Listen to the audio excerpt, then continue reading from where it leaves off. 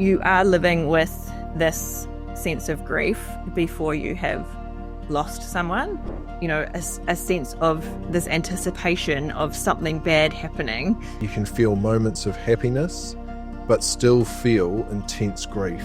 They are not opposites of each other. The flow-on effect is really beautiful. How did you learn to carry on with life for those 4 years? In any situation, you actually have a choice. The worst thing you can do is resist it or pretend it's not happening. For him, the Air Force was this real time of like brotherhood, mateship. He was buried in an avalanche. He was an amazing dad. He's the kind of dad that everyone deserves. This is a privilege, and it's one of the most important things that you will ever do. My mantra is to live a life that I'm really proud and excited to tell him about when I see him again. Monica, welcome to The Brave and the Wild. Thank you so much for being here to share your story. I think it's one that's going to help everyone at some point in their life. Yeah, thank you. As a bit of a background, Monica's quite a good friend of mine. We do a bit of work together. And this whole conversation actually came about earlier this year through an experience of mine that Monica gave me some very helpful and insightful advice through, which really resonated with me and even to now still helps me. So I thought I would ask her if she would be interested in sharing that with everyone else. And luckily she is. So welcome. Thank you. Thanks for having me. Yeah, I like I said to you when you first asked, I was like, I don't feel like I'm anyone special, but it is like, well, you know, it's a shared experience with everyone, you know, like it's not like you have to be somebody or have this, you know, this big story. It's like grief is very much a shared experience of all of us. So, you know, hopefully, there is something that resonates for people from my story. Everyone's going to experience it, right? Whether it's with a parent or a family member or a friend or something else, losing, like we've discussed as well, grief extends to so many different parts of your life. For me, it was losing, you know, a pet that was a huge part of my life. For other people, it could be losing a job. Yep. Relationships, fertility, all sorts of things. Yeah. Yep. And I think the insights and again, the whole point of this, and I've said it in the other episodes as well, the whole point of this podcast is to offer those real stories from, in a really genuine and sort of unscripted way that people can listen to now or in the future and listen to the whole thing or pick out little bits that might apply to them, because not everything will apply to everyone. And with grief especially, I've learned that everyone sort of grieves in their own way, but I think there's some sort of core principles of working through it that most people would agree everyone goes through. And also supporting other people, right? And I guess that's one of the things that I found is that a lot of people just don't know how to talk to someone or how to respond. And I guess when you understand a little bit more about someone else's journey, you can get a little bit more insight into how do you support other people. Yeah, absolutely. And I think that's another big thing, right? Even if it's not yourself that is experiencing this now, you might have, we all probably know someone at most points in life that is going through something regarding loss. Definitely. So this episode is going to be centered around your father. And I actually thought it would be nice to start with hearing a little bit about your father and what he meant to you and the kind of person he was, because I know he was super special to you. Yeah, and thank you, because obviously I don't want this to be about his death, it's about his life. And he was an amazing dad. He's the kind of dad that everyone deserves. And I think as I've kind of gotten older and moved through life, you realize what a privilege and an advantage it is to have a childhood of safety and unconditionality of love. Both my parents created a real childhood of safety. And when you move through life and you know that you will never be alone because you have absolute unconditionality of love, like that is a privilege. You can make decisions take chances, embrace opportunities, because you're like, whatever happens, I've got You've people. always got the support. Yeah, and I have that, and I acknowledge that not everyone does. And he gave us he gave us a childhood where they worked hard, but really prioritized family, and let us kind of embrace the things that we were interested in, and got really involved. And that I had horses, and there he was, like, learning how to hoof pick, or like washing my horse's tail, and like all these things that he just decided to embrace because that's what we were into. Before he became a dad, though, he lived a really fascinating life, and in fact, a life that could fill a book, and he did fill a book, and we'll probably get to that later. But he grew up in Roxburgh, a small town in South Island, and the teacher, it was probably a small school, there was probably like one teacher, but the teacher recognized that he was quite academically gifted, and was like, encouraged his parents to send him to Otago Boys, which they did. But his dad was working like 2 jobs to afford to have him there boarding. And then at some point, his dad, my grandfather, had a heart attack, and the doctor phoned my dad and was like, look, he can't continue to work like this.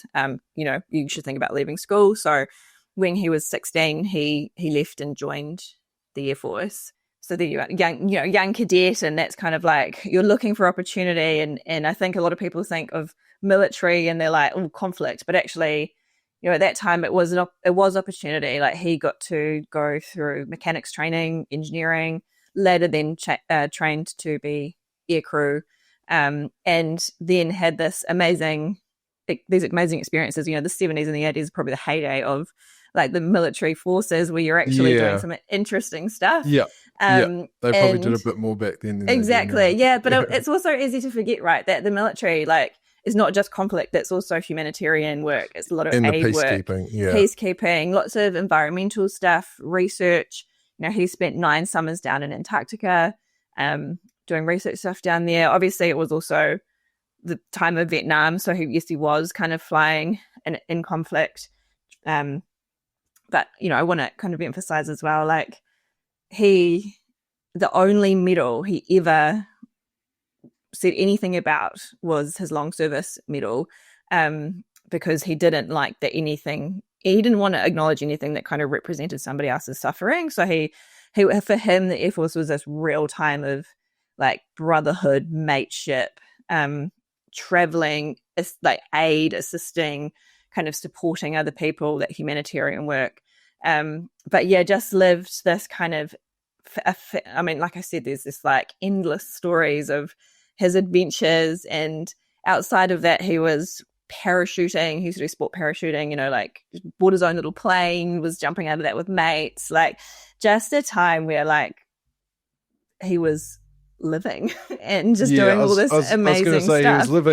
He was living in a very outgoing manner. And then so spent like a couple decades with the Air Force. He actually was the first, and we think still the only, RNZAF 40 Squadron member to receive an award from Lockheed, 10,000 hours on the Hercules. The Hercules have just been retired. Okay. So and like literally no one's even come close to that. So you can just imagine the amount of kind of work what the adventures that entailed as well, and the places he went.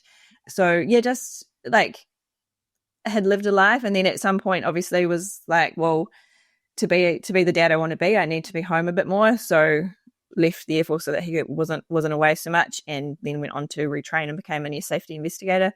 So still kind of in the aviation industry, but like I couldn't really do his life justice in a few minutes. That's understand that it's very hard to say, tell us about your father and have you satisfied that you've portrayed everything, but I think it is nice to sort of set the scene or set the tone a little bit. Yes, and he was a very humble person. Like, he would probably be like, why are you talking about me?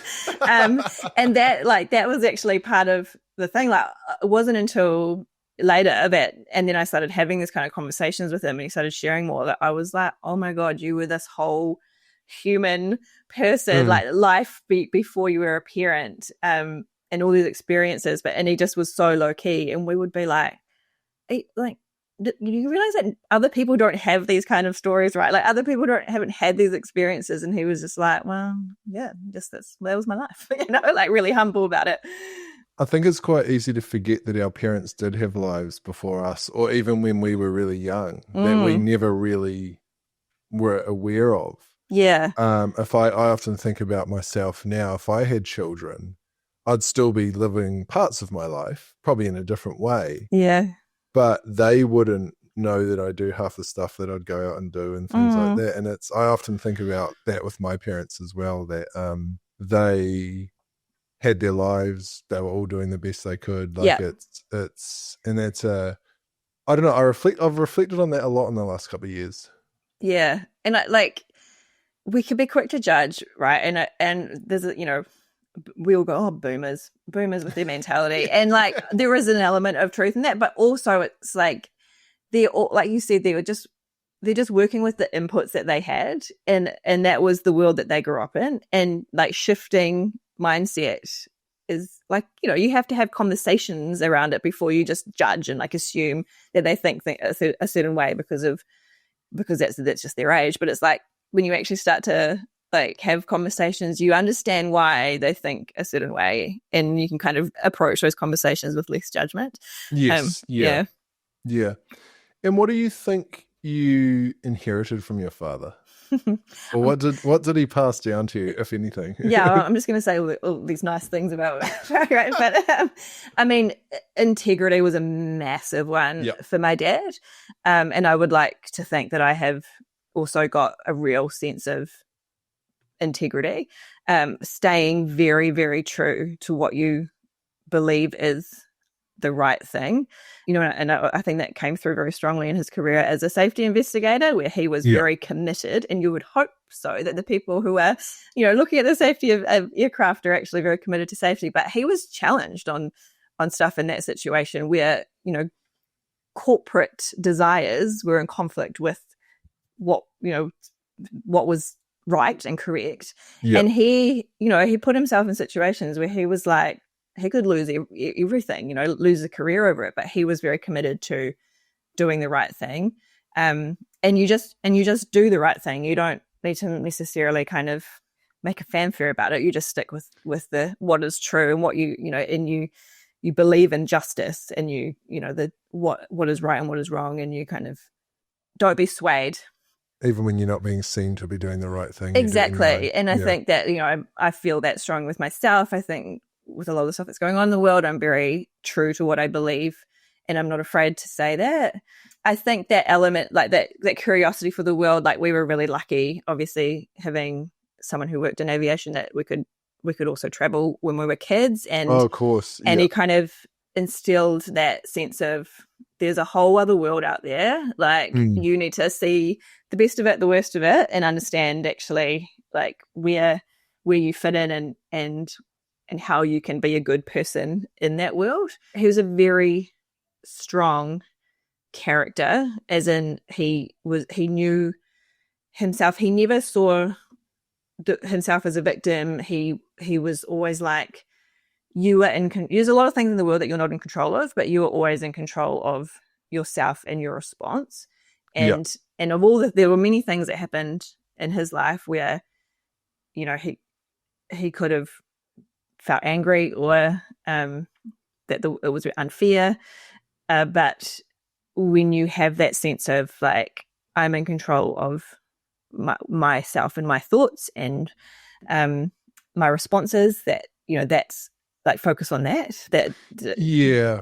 And I think I see that in you. We've over the years, and I think especially around COVID and that, talked a lot about the testing times of business and how life felt unfair and it was hard. But our conversations always, especially from your side, weren't like a victim statement. It was what's next? How do we deal with this? It was more proactive than sort of wallowing in it. And I think it also comes through in the business we've done together with clients, where the integrity is there and the trust is there, and you sort of practice what you preach, I guess. And it's interesting to hear that likely came down, passed down from your father at a young age, while he taught you that the world's not fair, but you're in control of how you react to it. Yeah. And there were times where I didn't really realize that like, it's not explicit, but just in the way that he lived his life, I realized that that's what was coming through, the lesson that was coming through was like, yeah, you have choices. There are in any situation you actually have a choice. And he kind of talked. There was actually an instance where he was buried in an avalanche, like, and was just like, I have a choice here. Like even this like literal like drowning in snow. Yeah. I have a choice in this situation, and I have an element of control, and like having that, slowing down that mind, that process. And that's what I have had to learn. I've had to fill this gap actually since he's been gone, because my instinct was like, call dad when something happened, like call dad, he'll know what to do. And now that he's not here, I'm like, what would dad do? Like bringing in that element of pragmatism instead of just like the reaction, like, oh shit, like this has happened, going, what can I control? Well, let's break this down into steps. Let's think about this, and actually like changing that instinct from I don't know what to do to just you can actually figure this out. Break it down. How can we work through this? I think that's probably one of life's most important lessons, to be honest, and I think it's something that obviously has stuck. I think your parents, again, I'm not a parent, so I can't really pretend to be one, I guess, but I think not all lessons, well, actually I can because I'm a son, but not all lessons your parents teach you land and stick. So for that's quite an important one that's stuck with you up until now. And like I said, we've had even most recently conversations about what AI is doing to our industry. We could sit around and talk about how we might be unemployed in 6 months in the creative realm, or have really interesting discussions about what we could develop into, or how the industry is changing. That's it. It's just, that's probably a whole nother podcast, to be honest. But it's true. Like just being like, this is happening. You can't, like, the worst thing you can do is resist it or pretend it's not happening. And be literally, I guess, as the saying goes, but like the cards you were dealt, like we can't change it. So what are you going to do about it? Do you have a favorite memory with your father?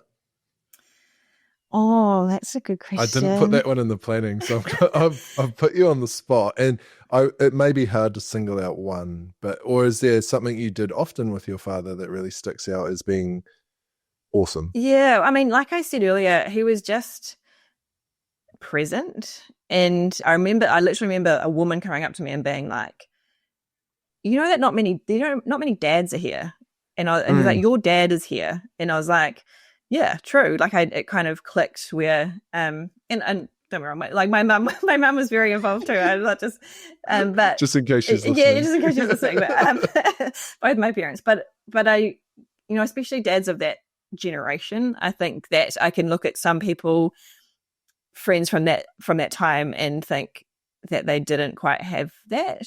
But just like he wrote it actually, that he was happiest when like we were happy, and just seeing us pursue something that we enjoyed, that he was like, that's what gave him fulfillment. And I remember that presence, that he was there. You lost your father from cancer. How old were you when he got sick? So I was, oh my God, I have to do maths now. You can roundabout. I actually have to quickly tell the story because my dad was a loadmaster. I don't know if you can see that picture that's behind me, but he was the loadmaster in the Hercules. And so that's inside, just for those who are listening to this but not watching. It's a photo of your father in the back of a Hercules, I assume.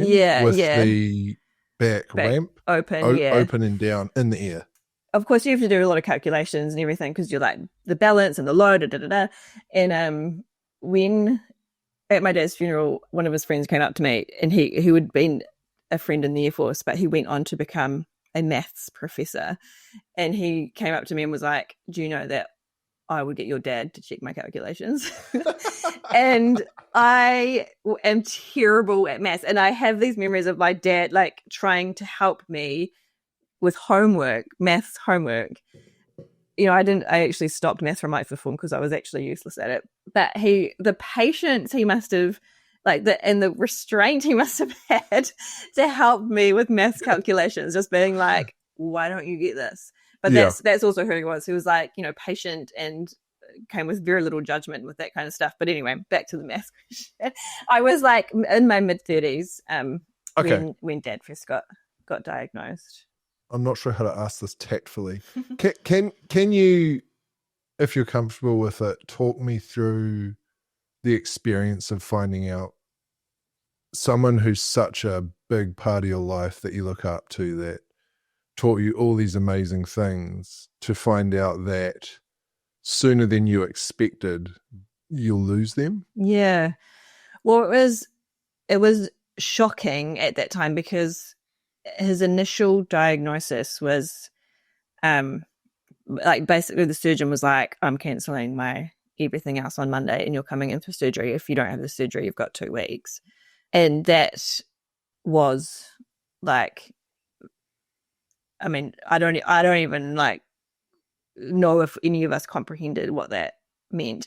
We at the time, because this was through kind of like a private surgery, and at the time we were like, oh, should we maybe see what if you should get an appointment through the public system? And the guy was like, if you don't have a surgery, you won't even have an appointment in time, you will be dead. And so he had quite major surgery to remove the initial tumor, and removing his eye socket, his cheekbone, his upper jaw, and his palate. So extremely major facial surgery. That they were like, look, he'll have to learn to eat again, speak again. He'll be in hospital for minimum 2 weeks. And here's coming back to his mindset, right? Within a day, he was like, I don't want this feeding tube. Within 5 days, if it was that, he was already out. He was like, I am not a sick person. I'm a healing person. I'm a getting better person, and I don't need to be in hospital. And so that is just again, that indication of his resolve and mindset was just like, I am a healing person. And that surgery in itself was a success, but then unfortunately a later scan would show that it had spread to his lungs and his spine. And then so with initial treatment, it was probably you've probably got 6 months. So that's, I guess, what we were working with at that time. He actually went on to live for 4.5 years after that. So living with cancer and treatment. So his cancer was pretty rare, and there was little knowledge around what would actually work. And of course, we're also contending with funded and non-funded treatments, which is another discussion in itself. But so there was a little bit of well, this seems to be working. If you can handle this, we'll keep going. And I mean, sometimes I think about that time, and I don't know about you, but if I'm ever a little bit sick, a cold, or I think about how you just I just want to be better. I'm so sick of being sick. And that man was sick for years and just kept going. I think the trickiest part of that was you are living with this sense of grief before you have lost someone. And this is what we talked about the other day, right? The anticipatory grief, which I've done quite a bit of research on grief, and there isn't much about that out there. I'm sure there is if you search, look for it specifically, but until we had our discussion, it's not something I'd ever even really considered. And there's not, I was the same. I remember listening to a podcast, and a woman was talking about her mother who had Huntington's disease, which is a degenerative one, and being like, oh my God, this is a thing. It's not, this is actually a thing. This is valid. That feeling of, you are essentially living with dread, a sense of this anticipation of something bad happening for literally years, and trying to balance that with I need to be grateful he's still here. We need to be making the most of this time together. But also there's that real complexity of dread and fear, and the exhaustion that comes with the mental load of that, like the dread. What we know, Yes. what Yep. has happened. And the thing is, like, this is invisible to everyone. Like that, people were like, when there's a loss, it's like it's acute. You can see that there is a loss, but for everyone else, like this sense of anticipatory grief is quite invisible. You have to almost have like these personas where you're showing up, for work or whatever, showing up to the world, and then you get home and you're like, oh, that's right. There's that thing, that thing that's hanging over us all. And then, yeah, like I guess trying to find, that balance of sadness and making the most of that time. Yeah. And I have always said, like, the one gift of a diagnosis is the awareness of time, and Yeah. like that there is a limit on it. And so how are you using that time to live your life or to connect with the person? And I do feel a lot of peace as well, because I know that I had the conversations I needed to have with my Yep. dad. I said what needed to be said. I convinced him begrudgingly to start writing his stories. For me, it was selfish because I was like, well, I want these memories on record, these amazing stories. But it became actually, for him, a real healing process, because he could look back and go, I have had an amazing life. Yeah. And I'd actually love to touch on that, how you actually facilitated that, because I think that's amazing. And I know you did it. You wrote a book essentially, didn't you? Yeah. So there was actually I guess I call it a product that I found online called Storyworth. And the premise is that every week they send out a question. So they have some questions that they're pre-prepared, or you can create your own questions. And so it would send an email out to the person, and then they write a response, basically. And the idea is that ultimately at the end you have a collection of stories that gets turned into a book. Yeah, amazing. And like, my dad would be like, I don't know what to say. Like, no one cares about this stuff. I'm not a very good writer. And then it turned out he was an incredible writer. And because I was, this is for us as a family. It's not like the book goes anywhere. It's not on a shelf anywhere. Yes. It's for us as a family. So I was like, look, just write your ideas out. That's all that this is about, is sharing your stories. And next minute we've got this fat, solid book of these incredible reflections. And it was so cool because these conversations were, or these questions were coming through week by week, and obviously he had some time to be sitting in a chair and typing something up. And then he would send them to me and be like, have a look, see what you think. But it opened up these amazing opportunities for conversations. And like, we would be, driving into the hospital every week or whatever, and I could go, hey, oh, that was so cool, this thing, and ask more questions about what he'd shared and dig deeper, and stuff that I didn't know. Even my mum, some of the stuff, she was like, I don't know any of that, and these incredible insights. And like I said earlier, those kind of reflections where you're like, I understand you now. And in understanding you, I actually am understanding more about like myself as well. When you learn the way that the life experiences of someone, and then therefore how that influences their decisions, and then actually the impact that has had, and what it means for you, like all these things, like the flow on effect is really beautiful. But it was just that opportunity to connect. And also I think for him to be seen and like to be heard, and to feel like this wasn't all for nothing. There was this Yes. amazing, Yep. like, yes, there's stories, but also like you can look back and be like, I'm okay, no regrets. Like, despite the unfairness of the situation, that there's so much to be grateful for. And I'm guessing that was a major or a very prominent feeling, the unfairness of it. When when you got the diagnosis, I imagine that's how I would feel. And I've lost very close friends to cancer, and it's like, with all the beliefs in the world and all the things that go on, how can that happen to such a good person? Yeah.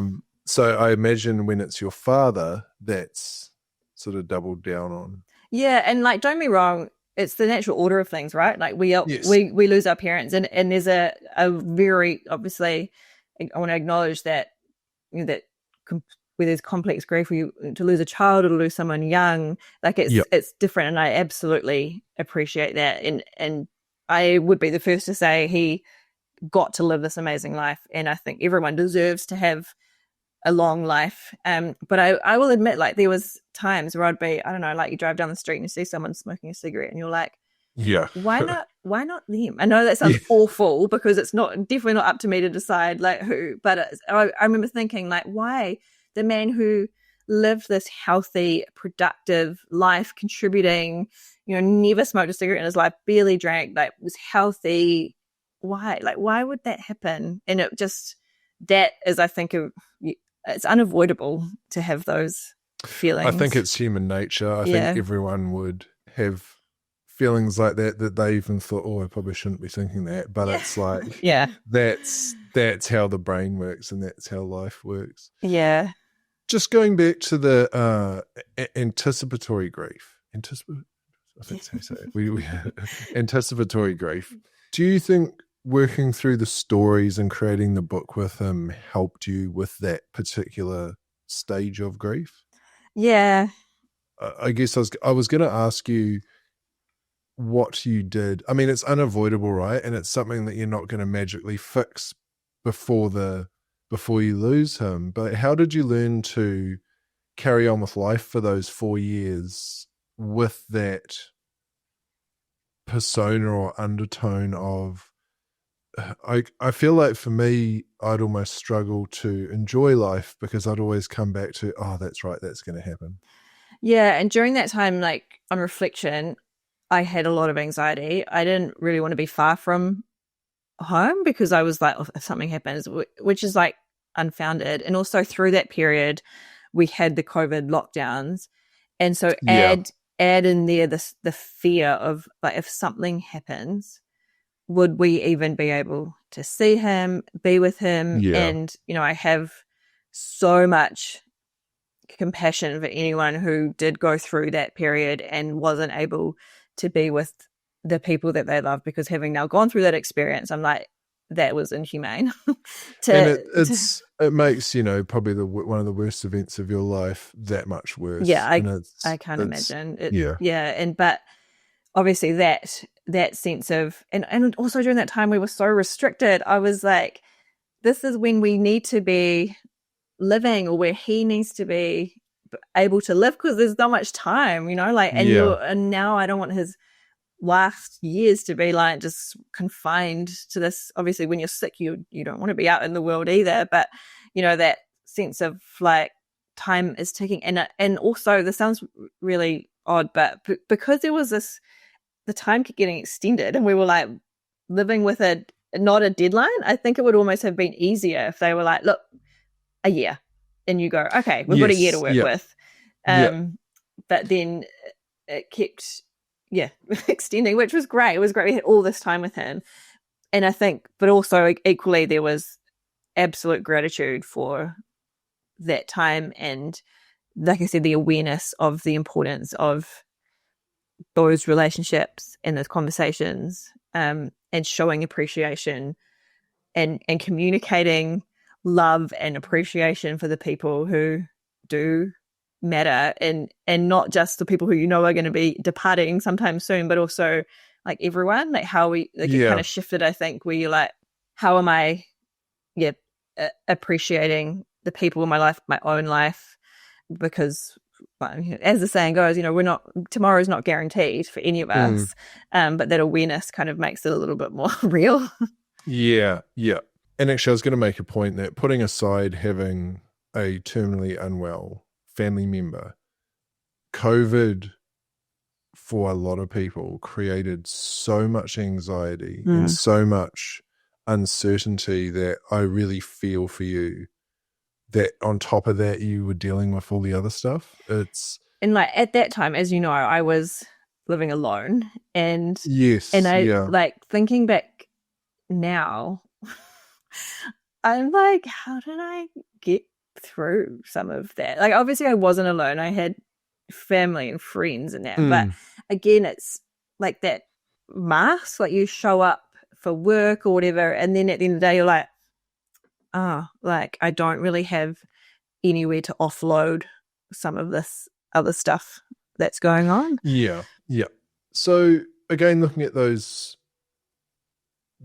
period of time, and without going into the content of the conversations, what were the type of conversations you had that, looking back now, mean a lot to you with your father? I mean, I think again it was some of that appreciation stuff, that like the life that you gave us means something, and that the gift, like the greatest gift of parents is to create that safe space to be who you need to be and want to be, and to take risks and opportunities. And I think when you're facing mortality, like you probably think, what have I done with my life? Like, have I, like, who am I? Like, what really did I do here on earth? But actually the most important things, like your legacy is all these things that you like instill in others so that they can go on and like and have an impact in the world too. Like, it's, I think that to not minimize how important it was to be just a dad. Like, yes, you know, like you had this amazing life, but actually like the greatest achievements were the fact that, you know, who we and like actually, you know, communicating that how, you know, how appreciated that was to just be loved. Yeah. Also, I think just some of those stories of who he was as a human outside of being a dad, you know, you just appreciating that we're all complex people and we're all fallible. You know, none of us are perfect. Yeah, exactly. But and just those conversations, I think, around no regret, and that your time here on Earth was all like worth it. You know, it's an impact that won't be forgotten. And I think writing those stories from his point of view probably opened his eyes a bit to almost sign off, knowing it's like it brought it all to front of mind. Holy crap, I've done all this through my life. I've been all these things. I've been a father, I've been a husband. I think it's nice that in those final years, writing that book for him brought all that stuff back to the forefront, you know? Absolutely. Yeah, like I said, I think you can think, oh, what was this all for? And then to reflect and like, I mean, I always say this, and obviously, you know, I'm a writer, but like the power of journaling and the power of reflection, even if it's for nobody else to read. And I'm sure that there was times where it actually helped him process a lot of what was going on. Just get some of those thoughts out, that when you're trying to be strong or trying to not let other people be upset, because he did that a lot for me. I know that there was stuff that he wouldn't have expressed to me because he would know that it would upset me, and as you know, being a true dad, he didn't want to do that. But to actually also get out some of those thoughts, internal thoughts that you deserve to have, like you deserve to be angry, you deserve to think this is unfair, and to process a lot of that instead of just holding it in would have been like really important. Yeah, nice. And so, do you have a piece of advice or insight for anyone who might be in that anticipatory or sort of that phase with a loved one or a job or a pet or something they know isn't going to be there forever? Do you, thinking back to that period of your life, is there anything that stuck out as being something that really helped you? Or even in hindsight, you wish you had done or thought about during that time?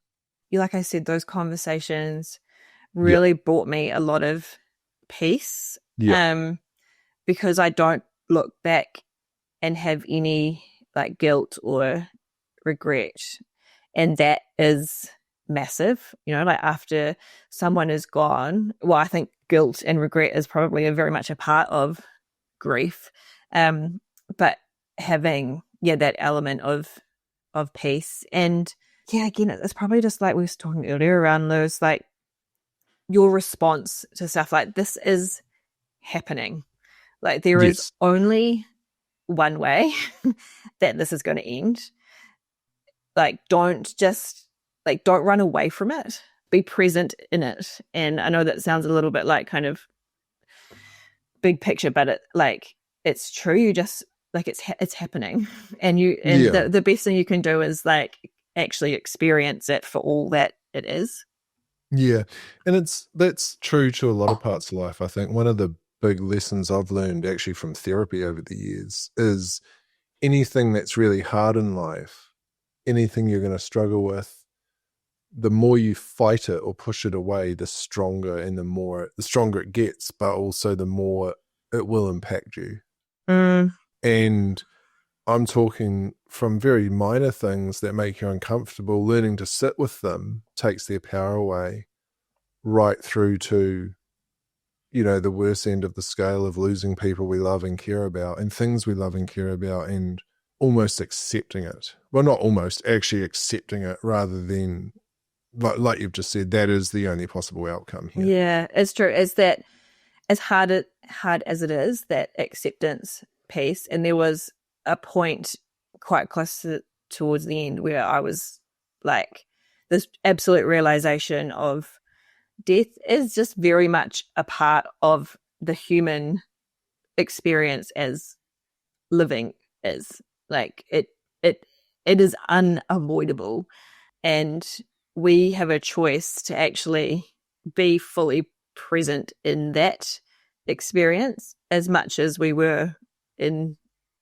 living and in life. And when you, again, I think when you choose, for me, I should say, for me, when I made that choice, I have peace with it because I was very present in the experience of it.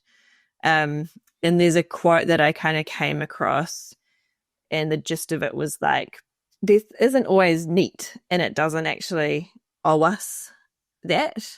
Like, it doesn't owe us necessarily like a gentle and slipping off. It's like, like, you should just be present in that experience because it is part of the human experience. If that makes sense. Like, it doesn't owe you this, okay, that was gentle, that was nice. And when it isn't that way, don't run away from it. Be like, okay, this is what's happening, and experience it for all that it is. And in a weird way, like, I got a new sense of like strength from having gone through something like that and witnessing it and thinking, I can actually do these very hard things. I don't need to turn away from them. That's 4 years of your life of, whether you realize it or not, growing resilience, as well as learning about pain and learning about loss and but also learning about your father and all the really great and positive things that you were able to do with that time. Yeah. Now, he was in hospice during COVID, wasn't he? During the lockdowns? No, not during the lockdowns, just later on after. Yeah. Okay. So can you tell me, how did things change the closer it got to the end? Or was it what you expected, is what I'm asking, I guess? No. And like, I don't want to upset anyone by saying this, but like I said, I think we have an expectation that it's going to be peaceful and gentle, and it simply wasn't. And I will say I'm really, really grateful that places like hospice exist, because they give families that opportunity to be to sit with death without all the other stuff you're having to manage, and to care and stuff in that time. So really grateful that we kind of had a space to do that. But circumstances at that time meant that there was a period of time where I was there by myself. That was very hard. And I said to the doctor, like, I love my dad, I'll do anything for him, but this is really hard. And she was like, this is a privilege, and it's one of the most important things that you will ever do. And at that time, I was like, oh yes, it's important to honor, you know, that person in death and do the right thing. But actually, I realized that it was important because afterwards, like I was saying earlier, on reflection, I'm like, I was very present in that, and I didn't run away from it. You know, like, and like at least the hard things come, and your instinct is to be like, get me out of here. Yeah. But you know, like that, this was that realization of like, well, there's only one way this can end, and you have to just like be in it, basically. And that was brutal that time. Yeah. Like, I can only imagine. and like I said, he fought in life, man. He fought in life, and he had the strongest heart. And so no wonder, like, no wonder he didn't want to go. Like, Yeah. you know, Yeah. and who am I to be like, oh, you made that really hard? No, you like, actually you deserve to make that really hard, because that was your life, you know, you were fighting. So Were you kind of the mindset that you'll be present and deal with this now as it happens and worry about yourself afterwards? Or was there anything in those sort of final weeks where you took just for yourself to keep yourself going? I actually found that process of being really present was going to be a part of helping me through, like knowing that I had done what I needed to do, being who I needed to be, would actually help me afterwards. Again, having that real sense of peace. But no, that was a really tricky time. And everything else kind of was, at that time I was like, this is who I need to be. I need to be right here and be like this for him right now. And I think that's probably a good point to throw a note in, that if you ever are in a position to donate to hospice, I've visited a few people now in hospice, and it makes a really hard time a bit nicer. I think they even allow dogs and stuff in there. Oh, do they? Yeah. I'm pretty sure it's. I've visited a very close family friend's father in there in his final weeks, and a couple of other friends in theirs, and I'm not a fan of hospitals. I don't. They sort of give me the ick, but hospice was a place you could sort of sit down and relax and, like you say, be present, which at the time I didn't realize that that's sort of what I was doing or what my friends were doing, but that is literally it. You're just there being present. Yeah. Honestly, the woman, well, they were all women who, with my experience, but they are angels on earth. I do not have enough praise for the work that actually is really confronting, because you go away thinking, oh my God, what am I doing anything meaningful with my life? Like, here are these incredibly special, like it must take somebody so special to do that work, knowing that every person that comes in is probably not walking out the door, like, and being able to support families, and the way that they are so respectful of people in life and in death is incredible. Like what the care that I witnessed, it was amazing. And having had, and we won't go into it, but having had a not so great experience with the public health system, and I will say the system, like, again, it's not the nurses and the doctors, it's the system that they're working within. But and then having I would call it a privilege of being able to kind of go into that environment at hospice. It was a blessing. And it's, like I said, we're really lucky to have those kind of services. Yeah, I agree. Like I said, it just makes a very, very hard time in people's lives a little bit better, probably not better, but more comfortable. Yeah. So moving forward then, what were the initial weeks like after you lost him? The reason I ask this is because in January when I lost, and I still feel silly comparing it, when I lost my dog, who for me was my best friend in the world. Yeah. It wasn't something that I was expecting, but what came in the weeks and months afterwards was something I had never experienced before. And I did so much as I do research and reading and watching, and realized, holy crap, this is a universal experience that everyone experiences in very different ways. And acknowledging that, which you've already touched on, we can sit here and talk about moving through grief, but I did, like you, want to acknowledge that there are forms of grief, complex grief, and that which requires a lot more processing. That can be a lot more severe in regards to children and things like that. Definitely. But in that first 2 weeks, you gave me so much good advice that I realized only someone who's been through this could give. And I was wondering if you would share what those first couple of weeks, probably month, was like for you, or what you experienced and how you moved through life in a way that kept you going, I guess. Yeah. Well, I guess for us, there was a mix of, there was also relief that comes in, and that brings in guilt as well, because you're like, I don't want to feel like, obviously devastated, and it wasn't a shock for us, and I appreciate that. For people where there's a shock and a loss, there's a lot more to kind of process in that, and I acknowledge I kind of didn't have that going on, but obviously a sense of relief that he was just not in pain or anything anymore. And like you kind of touched on there, I gave myself a lot of grace, because I had never done this before. I had never lost my dad before. Like there's no like rules or correct way to play out. And obviously that, people talk about the stages of grief, and like, it's like, we're marketers, they talk about the stages of the buying cycle, right? But you know that like it's never linear, or it's never that a funnel, it's never like the same, but you can bounce all around. And that's kind of where I gave myself a lot of grace to just, whatever I was feeling, that was the correct thing to feel.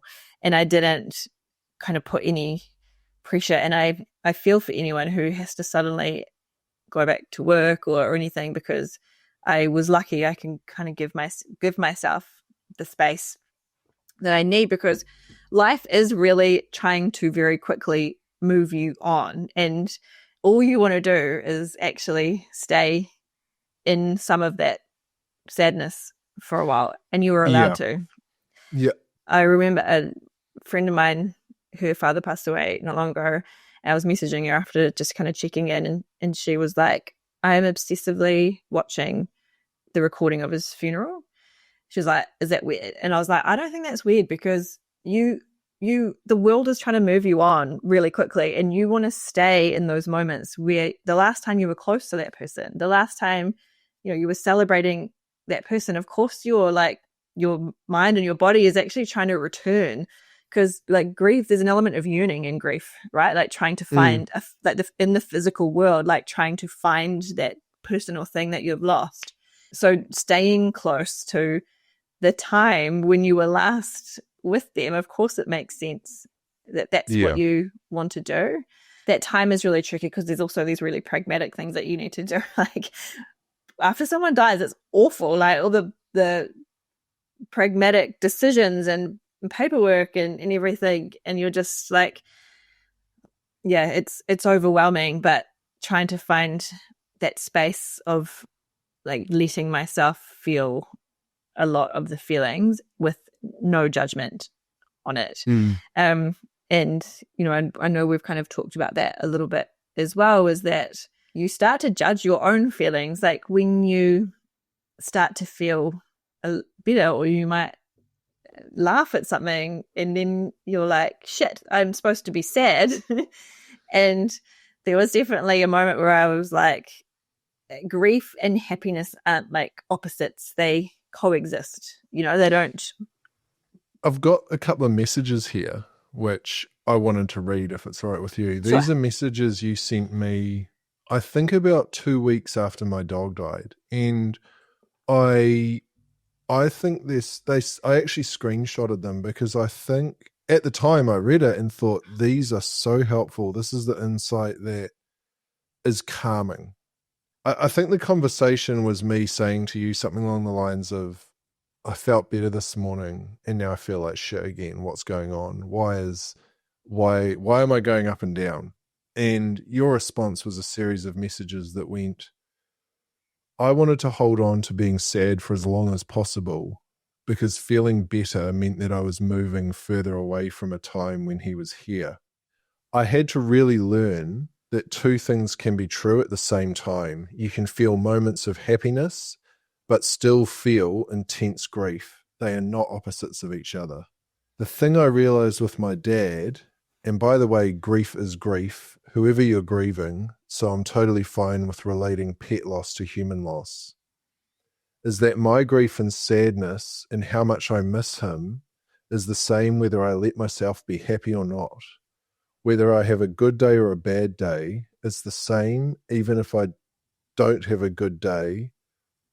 It's the same even if I don't have a good day when I cry or think about him as much. It doesn't have to be performative to exist. So I may as well try and have a good day, find something that makes me happy, because the grief is going to be there regardless. If that makes sense. But I also remember early on, I was mad when people tried to distract me or think that I was fine. I wanted to just be sad. Yeah. And those messages resonated with me so deeply. And I'm sure they will with other people, because a lot of the articles I read were, especially people that had lost partners and parents, were people saying things like, I took the kids out today and we had an awesome day. I feel terrible. How dare I, you know? And what I've learned actually from more conversations with you is that, and with a couple of other friends, is that grief and the sadness and the longing for someone or something, it doesn't actually go away ever. And No. for some people, it probably gets a lot better. And the previous episode I did with Craig, who lost his father to cancer, he said the same thing. He got to every year on the anniversary, year 1, 2, and 3, I think, were horrible. And then 4 was all right. And then 5 went straight back to being horrible again. Yeah. So it's not linear. It doesn't go away. And those messages you sent me at the time brought me so much peace. So thank you for letting me share them. No worries. Well, yeah, I'm glad. And I think, like you said, like once you've been in it, you get it. And I guess from that, one of the biggest thing for me was realizing that like the suffering part isn't obligatory. Like you actually don't have to suffer and be sad for your grief to be valid. Like it exists anyway. And well, you don't need other people to acknowledge it either. Because I think that for a little while, I was kind of like, everyone's moved on, everyone's forgotten, they've stopped acknowledging it. And I was like, you know what? You don't actually need acknowledgement for it to be real. It's there, it's yours, it's never going away. And I just made a decision to like that the best way to honor my loss was to have a lot more happiness, to find the joy, to like see the good in experiences. And that is actually the most powerful way to honor my dad. Like not sadness, I mean, obviously it's like those feelings exist, but to not suffer and wallow, like that's the worst thing I could do to honor him. Like the best thing to do is to start seeing the joy. And it sounds ridiculous, but that's literally what I started doing, was looking for these small joys. I get to experience this. I get to like see this. I get to enjoy this. That is the best thing that I can do to honor my dad. Yeah, I think that's amazing. And I think, well, actually, I know if you can shift your mindset into that place, things progress quicker. And yeah. Like I've just said, they don't necessarily get easier. The triggers don't go away. They definitely do for me anyway, they definitely do soften.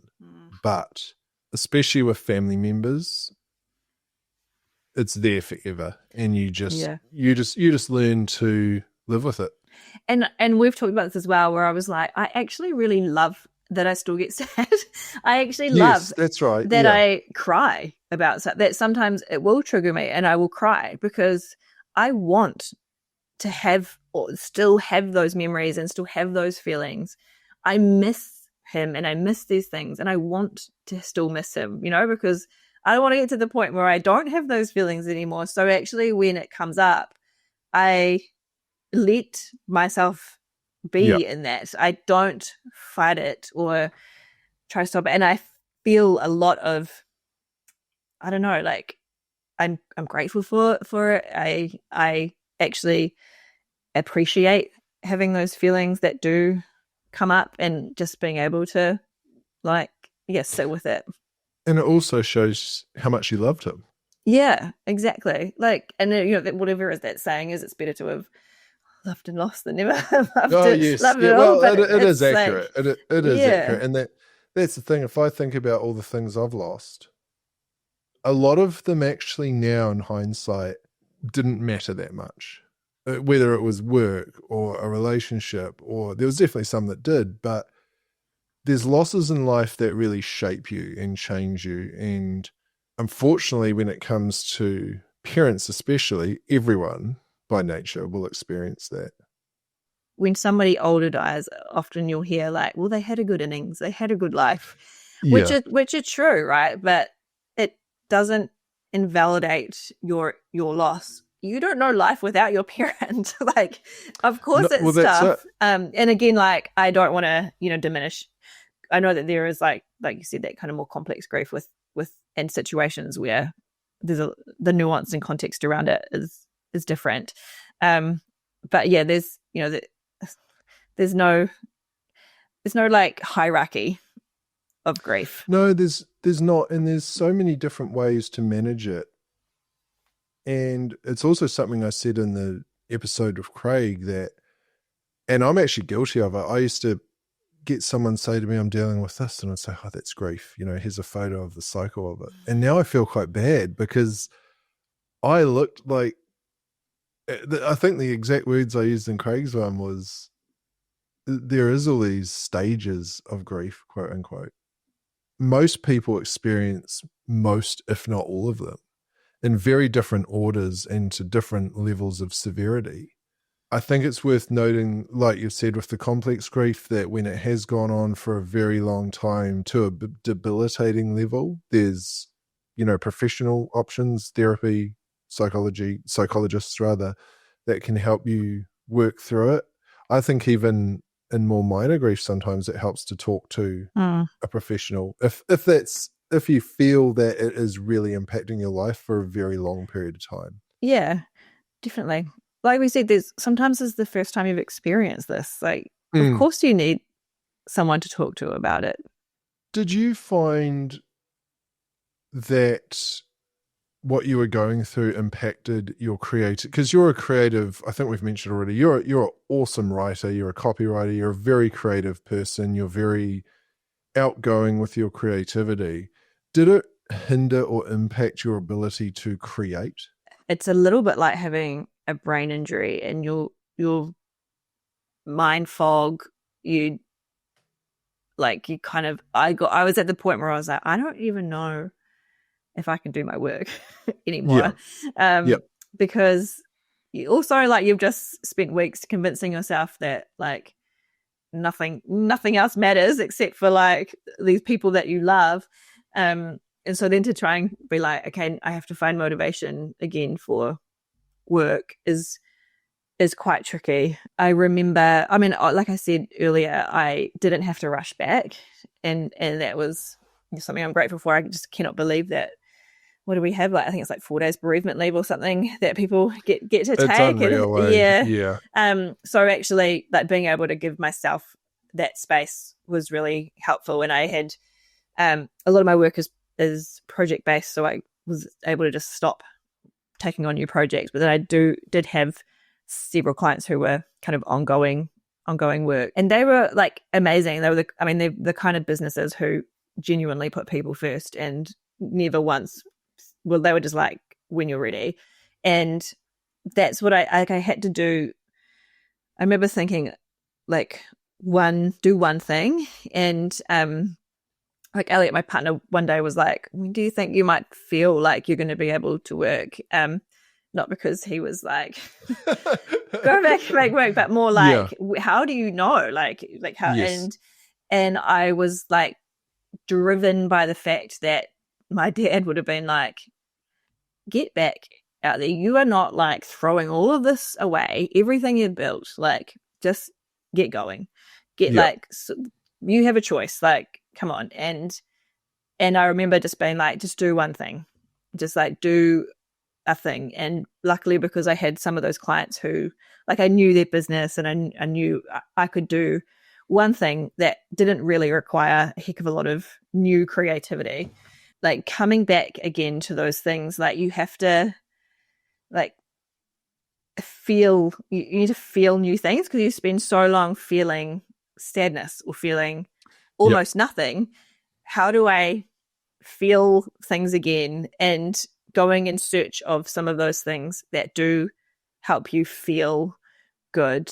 You know, like for me, it was kind of going out on the boat, being out on the water, and being in environments where I was like, I feel good. I feel something new. And letting, I guess, giving myself that time for it to come back without expectation. Well, it takes a while. You, I would imagine, lived for 4 odd years in a state of reasonable stress, which changes your body chemistry, your brain chemistry. So, and then, the anticipation through to the event that you were anticipating occurring, it must have been just a dump of exhaustion and emotion and cortisol.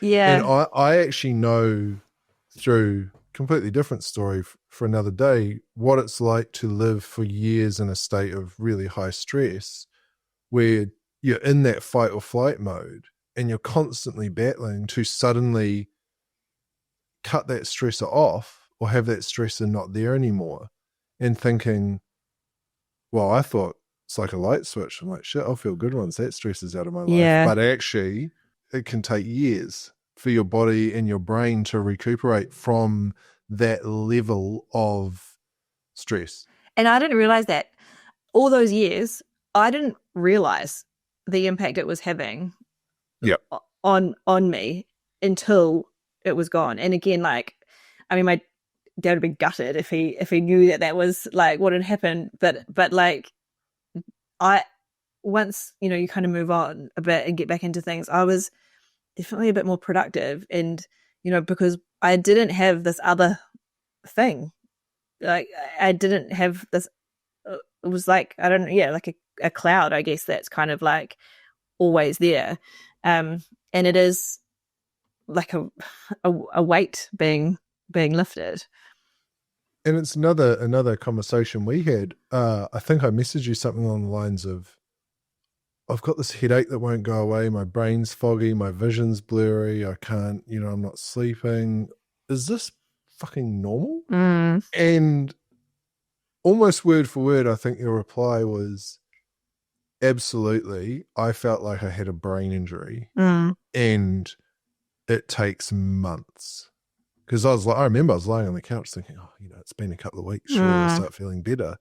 And you literally said, really sort of boldly, this is going to take a while, Tim. Because how many years has it been now? 2 or 3? Just 2, yeah. 2.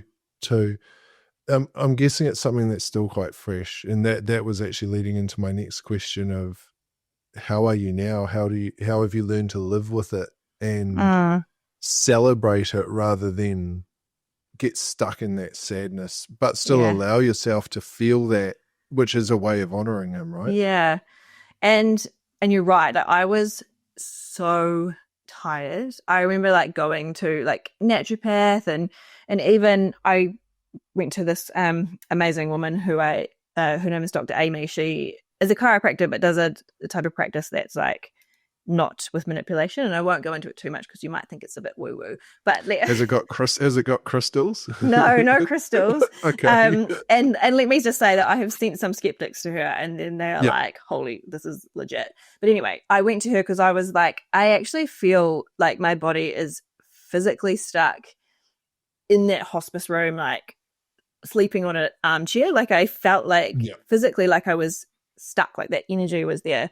And she just like walked across the other side of the room, got a box of tissues and like put it next to the table that you work on and did her thing. And then sure enough, it was like absolute release of this energy that was kind of where my body was physically stuck. And then just looking back that time, I was like, no wonder I was tired. Like I was so like dead, like bone tired, you know, when you're just like sleep can't resolve this. But yeah, to your question around like kind of moving on, my beliefs, and I don't assign to any kind of particular religion, but my personal beliefs is that energy is not lost, like it is only transformed, and we are energy. And so honoring my grief is a skill of really living life, if that makes sense. That makes and sense. When I experience something, I'll be like, you know, I wish Dad was here, or he would really love this. I truly believe he is there in those moments because that energy is there. And so in pursuit of like good things, I believe that I just I have him around me more when I do those things. And we're kind of, like I said, like romanticizing your own life, like finding joy in all those small things that are literally all around you. Like that has helped me move forward, knowing that he's in all those moments. And the part of grief is actually like trying and going in pursuit of more of those good moments, because you can kind of bring him in, you know, like that energy. It almost turns into something that's with you now. And that's how I feel about Wilson. It's the only way I could process him not being there. And it sounds, I'm probably one of the most like woo-woo people, as you know, that you'll ever meet. But I still say goodnight to him every night to a photo. And I feel like he's with me rather than gone. And he's physically gone and the house is very quiet, but I daily, if I'm driving past the beach we used to walk at, I feel it. And that's very uncomfortable for me. But I like the way you've framed the answer to that question of, you know, how do you carry on living, which is to honor him and have him with you. I really like that. Like my mantra is to live a life that I'm really proud and excited to tell him about when I see him again. And if I never do, well, what have I lost? You know, like I lived in the way that he would have been really proud. And And there is a few themes throughout this whole conversation which I think are important just to to clarify for you, and correct me if I'm wrong from what I've heard. The things that got you from where you are now, from where it all started to where you are now, your sort of core, whether you realize it or not, the things you did for yourself and for those around you were the piece around acceptance and embracing it and being present and having the conversations and not steering away from it, even in the really hardest moments. And the big one of giving yourself grace and time and understanding and feeling everything. From an external point of view, I'm interested in what helped you and what didn't help you. As in, that this question is more for how can we support someone who is going through this? How do you support a friend who is losing a parent or a relationship or a job? What can you say, if anything? Or is, you know, I know what helped me, but I'm interested from your point of view. there's a poem from Joy Cowley that I will just share really quickly because it's kind of summarizes my philosophy. And it goes, there are times in life when we are called to be bridges, not a great monument spanning a distance and carrying loads of heavy traffic, but a simple bridge to help one person from here to there over some difficulty such as pain, fear, grief, loneliness, a bridge which opens the way for ongoing journey. And that's like what I think, just if you think of yourself as just simply being a bridge, like you're not here to resolve things for anyone, to offer solutions, to make judgments or to make comparisons, even though it might be like hard to kind of hold back some of those comparisons, but holding a space for someone, letting them say what they want to say. Like, I think, like, I certainly found that people's response, or they thought that the best thing would be to try and like move you onto something a bit more joyful or a bit more like, let's try and take your mind off it. I wanted to talk about my dad. I wanted to look at photos. I wanted to be in it. And you are not there to, like solutionize. You're not there to like move them on. You're just the bridge that helps them find a way forward for their own journey. I think I've like from it all personally, I've developed this ability to be not afraid of just saying something to people. I think a lot of people try to avoid the conversations where they're like, I don't know what to say, so I'll just say nothing. Or they say, I don't know what to say. Yeah. And even something as simple as just acknowledging it. Like, I know that there's been times where I've encountered someone and I know that they've, had a loss and I haven't seen them since. And I just go, hey, I haven't seen you in a while. And I just want to acknowledge your loss. We don't have to talk about it, but I just want to acknowledge like your loss, or like, which is pretty powerful. It actually takes the stress off them to have the conversation. It gives them a bit of power and a bit of control to say as much or as not, as whether they want to or not. And that's exactly what happens. Is some people go, thank you, and some people go, hey, thanks. It was so tough, and it's the hardest thing we've gone through. And then they'll be like, I'd love to know more about your mum, or I'd love, like, what's something you kind of missed most about her, or how has the last year been? And so often nobody is asking those questions, like, because we all move on, and that's like, of course we do. Like, life goes on, we have our own shit going on. I don't see those conversations as like bringing the mood down or making someone uncomfortable. It's like, it's weirder to opening a door. Yeah, it's weirder to not say anything. Like, that's what's weird. Like, I remember walking into rooms and just being like, why is nobody asking me about my dad?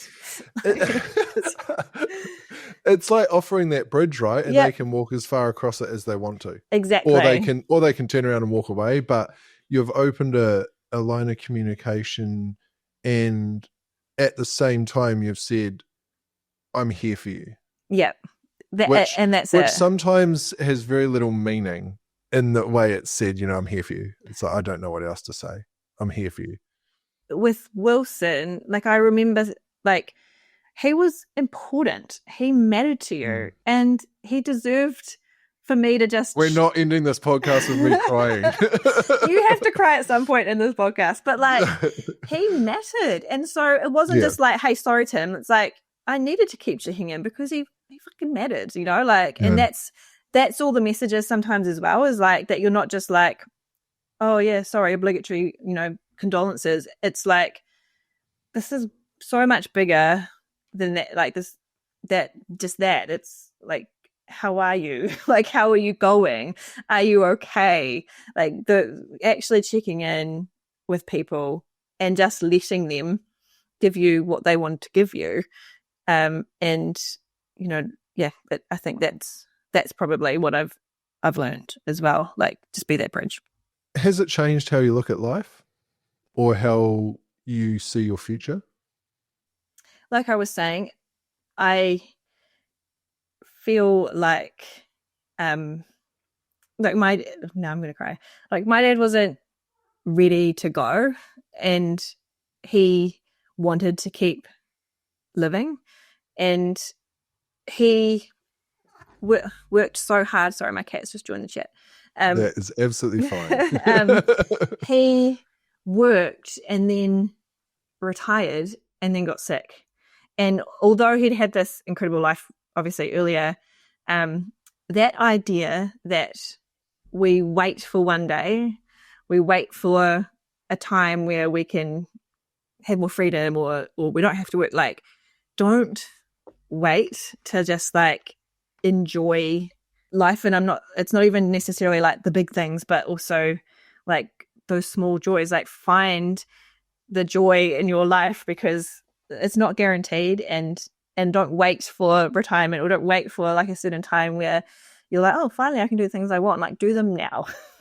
Yeah. And it doesn't have to be a grand life change. It can be all the little things you've always wanted to do, right? Yes. I'm guilty of it. I've put things off my whole life, and slowly, month by month, I'm trying to introduce one.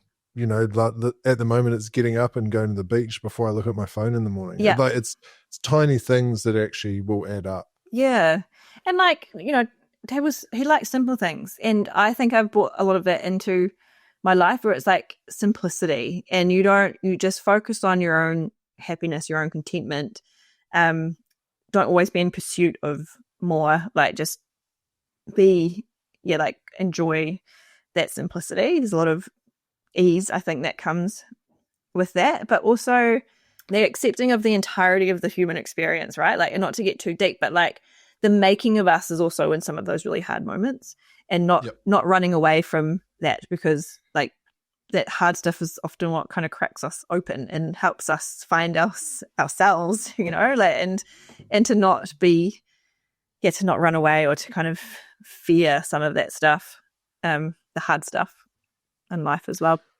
Well, you're certainly one of the more resilient people I know. You're, even throughout this episode, I wasn't sure how it was going to go, but I think you've showed real strength and character that your father would be really proud of. And I so appreciate you taking the time to share your story.